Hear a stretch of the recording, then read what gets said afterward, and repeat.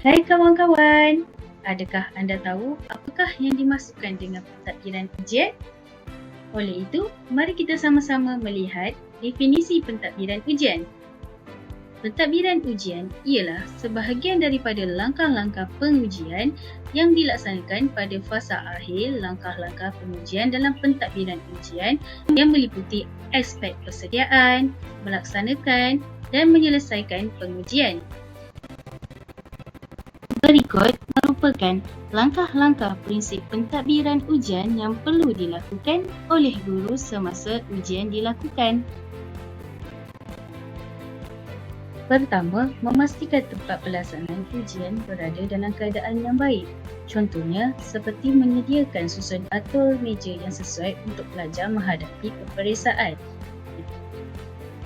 Kedua, memastikan pengawas mengambil tempat atau posisi yang betul bagi mengawas perjalanan peperiksaan. Dalam pentadbiran ujian yang sebenar, pengawas perlu ditempatkan di sudut-sudut tertentu bertujuan mengawal sebarang pergerakan atau tingkah laku pelajar semasa menjawab soalan. Ketiga, mengedarkan soalan peperiksaan dengan angka giliran yang betul. Biasanya, kedudukan para pelajar di dalam Dewan Peperiksaan ditentukan berdasarkan angka giliran, manakala peperiksaan yang dijalankan di dalam kelas ditentukan berdasarkan turutan nama. Keempat, membuat taklimat ringkas tentang kertas soalan yang akan dijawab oleh pelajar. Sebelum peperiksaan dimulakan, satu taklimat ringkas kepada para pelajar perlu diadakan. Isi taklimat adalah pengumuman tentang arahan-arahan yang terdapat dalam kertas soalan, peraturan-peraturan peperiksaan, peruntukan masa, pembetulan soalan jika ada dan semakan soalan serta muka surat. Kelima, mengawas tingkah laku pelajar semasa ujian dilaksanakan. Bagi memastikan disiplin pelajar terjaga semasa perjalanan ujian, pengawas peperiksaan bertanggungjawab mengawas tingkah laku pelajar. Sebarang tindakan yang mencurigakan perlulah dilaporkan kepada ketua pengawas yang bertugas. Keenam, peka dengan keperluan pelajar. Guru perlulah peka terhadap sebarang permintaan pelajar seperti kertas tambahan. Biasanya, kertas jawapan untuk menjawab bahagian isi akan diberikan kepada pelajar dengan secukupnya. Tetapi, sekiranya pelajar meminta kertas tambahan, guru perlulah memberikannya kerana ia adalah hak pelajar. Ketujuh, mengumumkan perjalanan masa menjawab soalan. Masa baki perlulah diumumkan kepada para pelajar supaya mereka berjaga-jaga dengan perjalanan masa. Biasanya, 10 minit sebelum masa menjawab tamat, guru akan mengumumkannya kepada pelajar supaya pelajar dapat mempertimbangkan peruntukan masa bagi menyelesaikan kesemua soalan yang disediakan. Ke-8, mengumumkan masa tamat menjawab peperiksaan dan memastikan pelajar mematuhi arahan tersebut. Setelah tamat masa menjawab soalan, guru perlulah mengumumkannya dengan jelas. Setiap pelajar mestilah dipastikan meletakkan pensel atau pen yang digunakan untuk menjawab.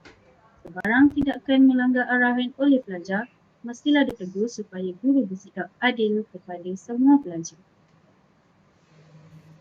9. Mengutip kertas soalan mengikut tertib kelas atau angka giliran. Guru juga mestilah memastikan bahawa tidak ada kertas soalan yang tercicir semasa ia dikutip. Semasa menjalankan ujian, kertas soalan dikutip berdasarkan tempat duduk pelajar dan disusun mengikut senarai nama yang telah disediakan bagi memudahkan membuat jadual pemakaran setelah diperiksa dan dianalisis keputusan peperiksaan. Seterusnya, membuat kompilasi berdasarkan pembahagian kelas dan menyimpan kertas-kertas tersebut untuk disemak. Setelah kertas jawapan atau kertas soalan yang dijawab dikumpulkan, guru atau pengawas peperiksaan akan mengasingkannya mengikut kelas atau subjek atau angka giliran. Dan langkah yang terakhir, mengumumkan masa bersurai dari kelas atau dewan. Setelah guru selesai mengumpulkan kesemua kertas jawapan pelajar, pengumuman bersurai dari Dewan Peperiksaan dilakukan. Sebelum itu, Para pelajar diminta untuk membersihkan tempat duduk masing-masing dari kotoran serta membuang atau mengumpulkan kertas contengan untuk dibuang.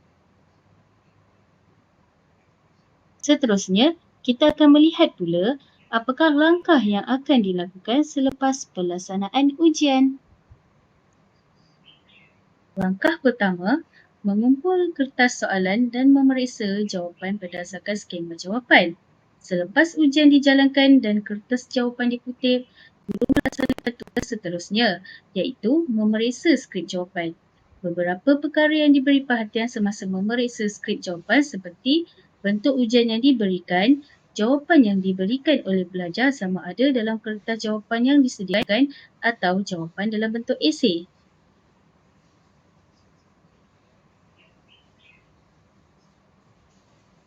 Langkah kedua adalah memberikan markah yang sewajarnya kepada pelajar. Semasa penyediaan markah, sebuah jadual permarkahan telah dibina. Markah dikira berdasarkan bilangan jawapan yang betul dan markah keseluruhan adalah hasil tambah peruntukan markah bagi jawapan yang betul. Dan langkah ketiga, membincangkan hasil keputusan dan membuat penilaian keseluruhan terhadap prestasi. Biasanya, setelah hasil keputusan dibentang dalam mesyuarat atau sesi pertemuan khas, prestasi pelajar dibincang dan dinilai. Setiap pelajar seterusnya dinilai dengan kritikal dari setiap aspek yang berkaitan. Hasil penilaian direkodkan oleh guru sebagai rujukan dalam membincangkan tindakan lanjut yang perlu dilakukan untuk memperbaiki prestasi pencapaian.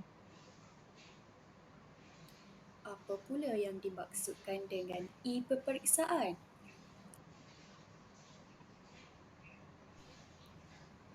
Menurut AYO 2007, e-peperiksaan ni bermaksud sistem peperiksaan yang melibatkan pengendalian peperiksaan atas talian atau internet. Namun, walaupun peperiksaan dijalankan secara atas talian, para pelajar perlu diingatkan bahawa peraturan peperiksaan yang sedia ada masih diguna pakai dan jika didapati ada pelajar yang melanggar peraturan peperiksaan, pelajar tersebut akan dikenakan tindakan tata tertib. Okey, jom kita tengok apa pula ciri-ciri peperiksaan atas talian. Ciri yang pertama ialah guru dibenarkan untuk menggunakan sebarang bentuk platform atas talian yang bersesuaian dengan pelajar. Contohnya, guru boleh menggunakan pelbagai aplikasi seperti Kahoot, Quizlet, Google Form dan lain-lain untuk menjalankan peperiksaan atas talian. Ciri yang kedua, ujian peperiksaan atas talian lebih fleksibel. Hal ini bermaksud para pelajar boleh menduduki peperiksaan secara atas talian di lokasi yang berbeza. Tetapi, mestilah menjalankan peperiksaan itu pada masa yang telah ditetapkan dan mempunyai had masa yang telah disediakan. Ciri yang ketiga, guru boleh menggunakan pelbagai bentuk soalan. Set soalan yang biasa digunakan dalam sistem e-peperiksaan ini adalah ujian objektif beraneka pilihan yang boleh dinilai secara cepat dan mudah. Ciri yang keempat, ujian peperiksaan yang dijalankan haruslah selaras dan mengikut waktu sebenar. Pelajar perlu menduduki peperiksaan atas talian pada masa yang telah ditetapkan oleh guru. Ciri yang kelima ialah memperoleh maklum balas atau jawapan yang sebenar secara serta-merta selepas kesemua soalan dijawab oleh pelajar.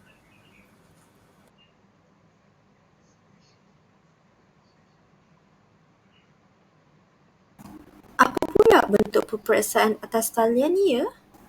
Bentuk peperiksaan atas talian boleh dibahagikan kepada dua kaedah, iaitu kaedah closed book dan juga kaedah open book. Kaedah closed book pula terbahagi kepada dua penilaian, iaitu penilaian formatif dan juga penilaian sumatif. Apa pula perbezaan dua penilaian ini? Jom saya terangkan lagi mendalam. Antara perbezaan yang dapat kita lihat dalam penilaian ini ialah: pertama, penilaian formatif merupakan satu jenis ujian formal atau tidak formal untuk mengesan tahap penguasaan dan kemajuan murid di dalam kelas. Manakala, penilaian sumatif pula ialah satu jenis ujian formal untuk mengesan tahap pencapaian dalam suatu tahap persekolahan. Pada poin yang kedua, bagaimana pula dengan waktu penilaian ini berlangsung? Dalam penilaian formatif, ia dilakukan semasa sesi pengajaran pada setiap hujung bulan, dan penilaian sumatif ia dilakukan semasa peperiksaan akhir tahun. Dan akhir sekali, kita lihat perbezaan dari segi tujuan pula.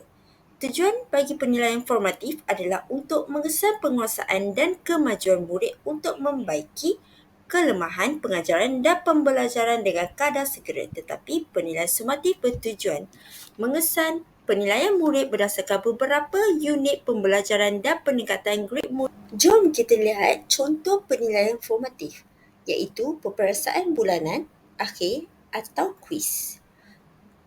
Guru boleh menggunakan sebarang bentuk platform dalam talian yang bersesuaian seperti Microsoft Form, Google Form, Google Classroom, Quiz App dan lain-lain yang sesuai.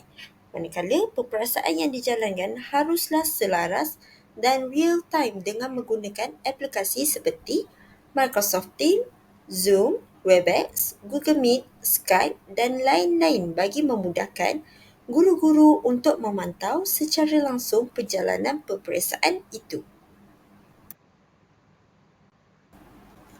Peperiksaan akhir tahun adalah salah satu contoh bagi penilaian sumatif.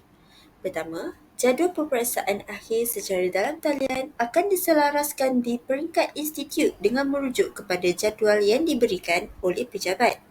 Kedua, pengajar perlu menghebahkan jadual peperiksaan akhir kepada pelajar menggunakan pelbagai bentuk platform seperti aplikasi WhatsApp, Telegram dan juga email. Akhir sekali, peperiksaan akhir secara dalam talian dapat dijalankan dalam hanya satu sesi peperiksaan. Sila rujuk pada slide seterusnya. Ini adalah salah satu contoh jadual peperiksaan bagi peperiksaan akhir tahun yang akan berlangsung secara talian. Seterusnya, bagaimana pula dengan tempoh peperiksaan sebelum dan juga selepas? Peruntukan masa yang sesuai akan diberikan kepada pelajar seperti tempoh pengisian maklumat dan pengakuan yang berkaitan dalam Google Form adalah sebanyak 15 minit diberikan link sebelum kertas soalan diedarkan. Selepas sahaja pelajar mengisi maklumat dan pengakuan di Google Form, kertas soalan akan diedarkan 15 minit sebelum peperiksaan bermula. Manakala, tempoh penghantaran jawapan pula akan diberikan sebanyak 15 minit selepas peperiksaan berakhir untuk memuat naik ke dalam platform yang disediakan. Ini tidak termasuk dengan tempoh menjawab soalan peperiksaan. Dah faham kan dengan penilaian kaedah closed book? Jom kita pergi kepada kaedah open book pula. Kaedah open book pula terbahagi kepada 3 bahagian, iaitu jika soalan multiple choice dan true-false, masa yang diperuntukkan untuk menjawab soalan mestilah kurang dari masa sebenar ketika peperiksaan bertulis berlangsung. Manakala, jika soalan pengiraan, jawapan pendek dan karangan, masa yang diperuntukkan sama seperti masa yang diperuntukkan untuk peperiksaan bertulis.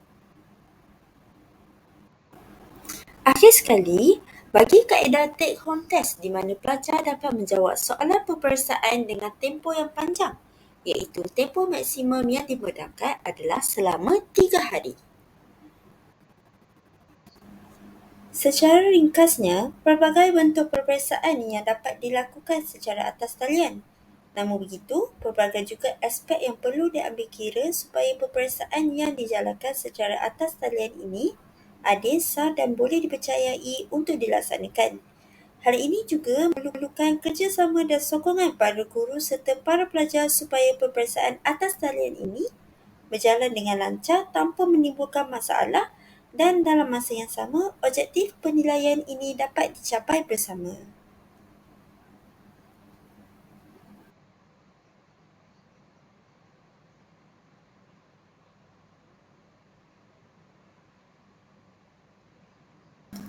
Terima kasih semua. Dah faham kan? Jadi sekarang, jom kita jawab soalan yang telah kumpulan kami sediakan.